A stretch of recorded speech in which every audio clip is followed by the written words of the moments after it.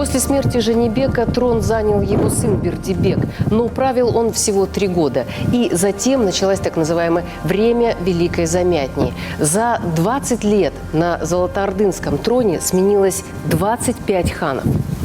Вступив на престол, Бердибек первым делом избавился от возможных соперников. Новый хан не пожалел даже 8-месячного брата. По словам средневековых историков, Бердибек избавился тогда от 12 своих родственников. В Орде царили смуты и раздоры.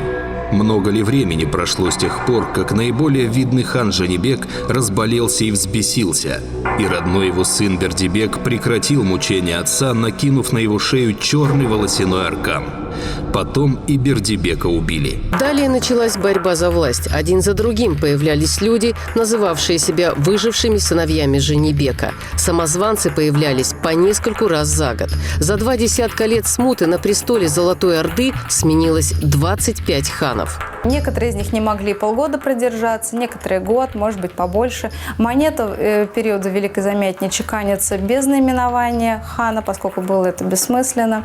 Затем Золотая Орда претерпевает процесс феодальной раздробленности, когда начинает распадаться на отдельные ханства.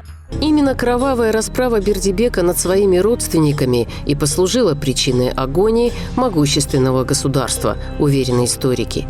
Предсмертным вздохом его – Великой Замятни.